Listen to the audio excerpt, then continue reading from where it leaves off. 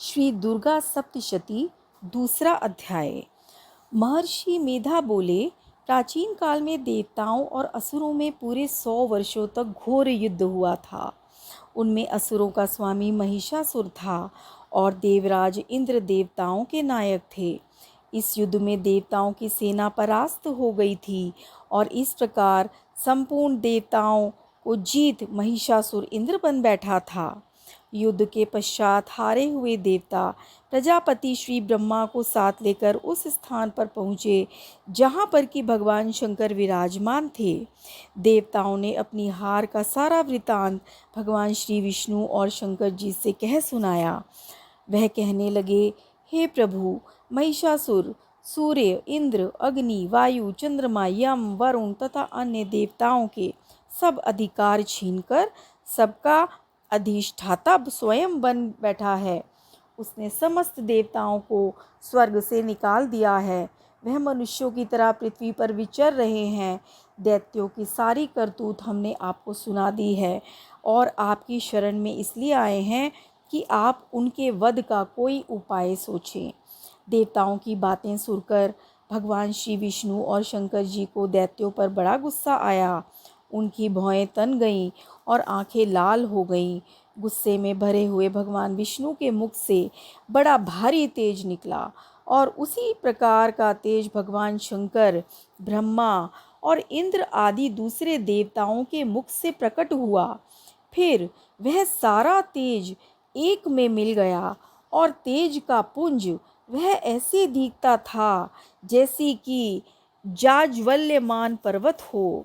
देवताओं ने देखा कि उस पर्वत की ज्वाला चारों ओर फैली हुई थी और देवताओं के शरीर से प्रकट हुए तेज की किसी अन्य तेज से तुलना नहीं हो सकती थी।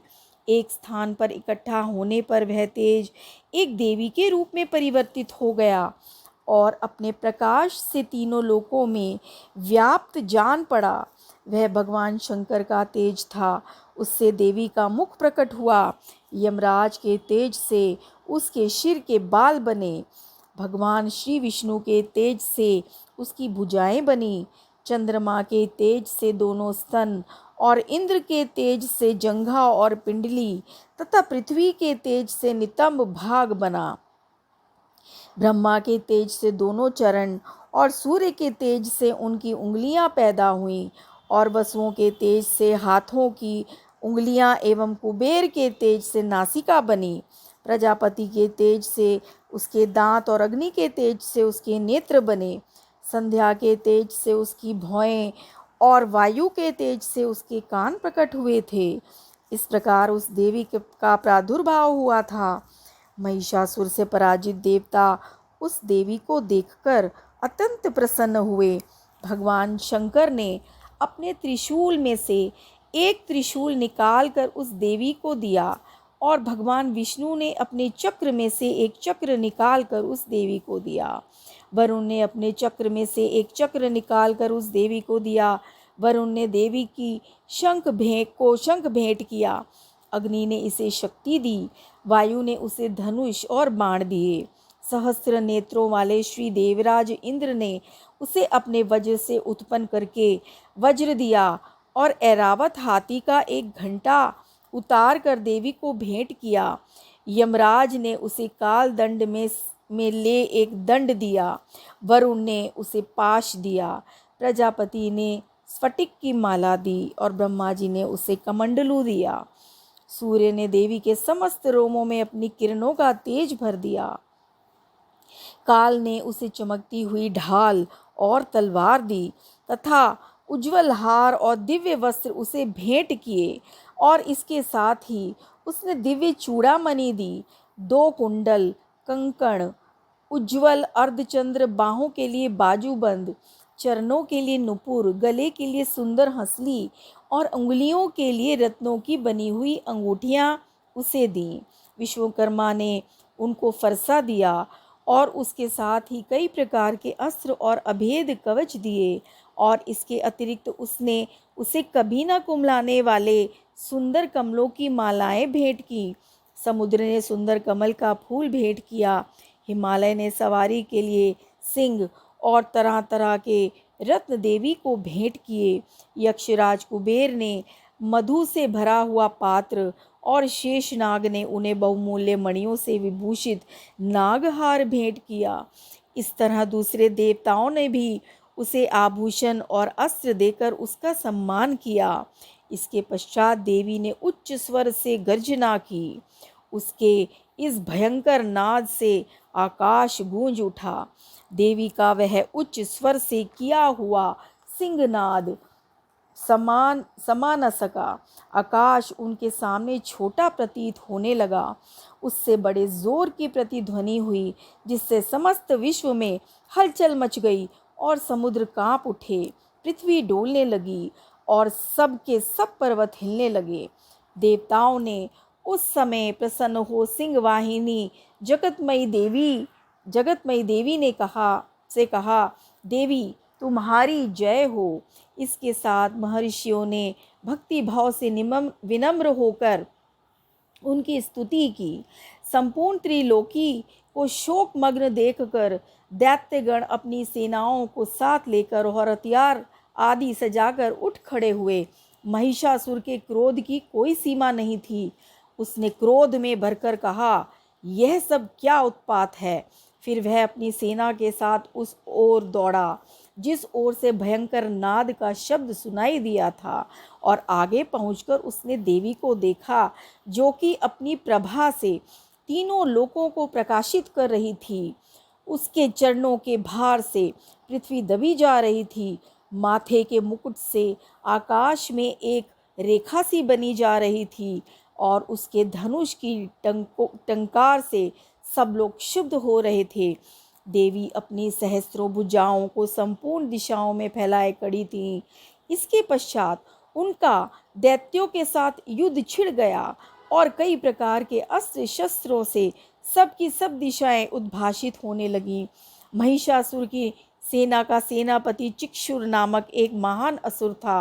वह आगे बढ़कर देवी के साथ युद्ध करने लगा और दूसरे दैत्यों की चतुरंगिणी सेना साथ लेकर चामर भी लड़ने लगा, और 60,000 महारथियों को साथ लेकर उदग्र नामक महादैत्य आकर युद्ध करने लगा, और महाहनु नामक असुर 1 करोड़ रथियों को साथ लेकर, असिलोमा नामक असुर 5 करोड़ सैनिकों को साथ लेकर युद्ध करने लगा। वाशकल नामक असुर 60 लाख असुरों के साथ युद्ध में आ डटा।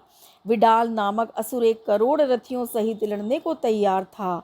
इन सब के अतिरिक्त और भी हजारों असुर हाथी और घोड़े साथ लेकर लड़ने लगे, और इन सब के पश्चात महिषासुर करोड़ों रथों, हाथियों और घोड़ों सहित वहां आकर देवी के साथ लड़ने लगा।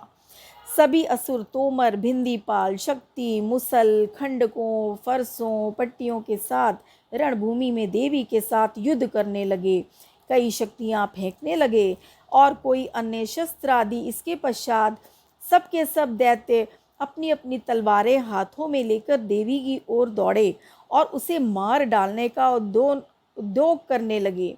मगर देवी ने क्रोध में भरकर खेल ही खेल में उनके सब अस्त्रों शस्त्रों को काट दिया।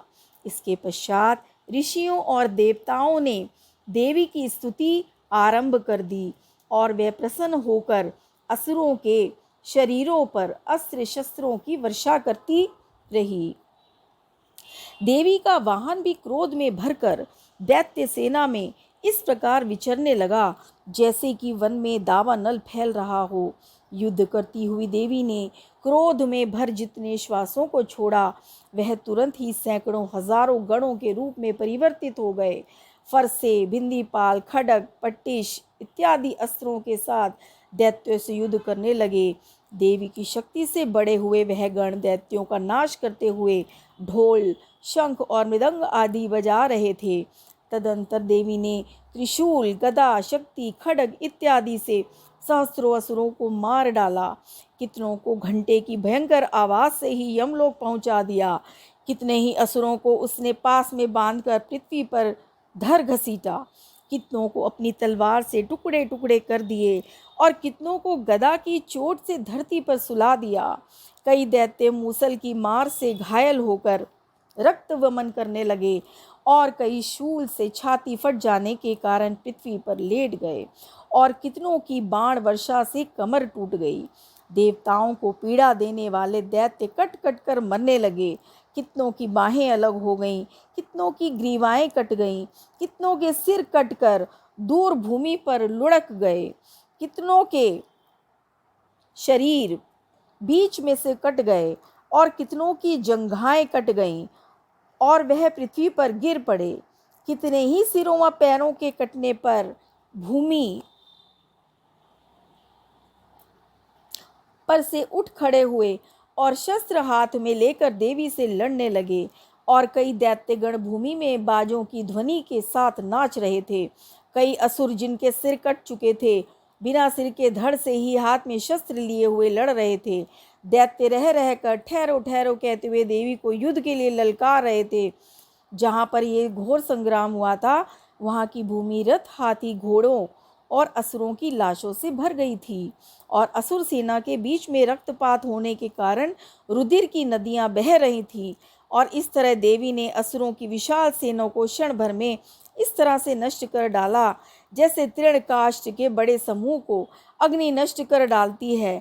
और देवी का सिंह भी गर्दन के बालों को हिलाता हुआ बड़ा शब्द करता हुआ असुरों के शरीरों से मानो उनके प्राणों को ढूंढ रहा था। महादेवी के गणों ने जब दैत्यों के साथ युद्ध किया तो देवताओं ने प्रसन्न होकर आकाश से उन पर पुष्प वर्षा की।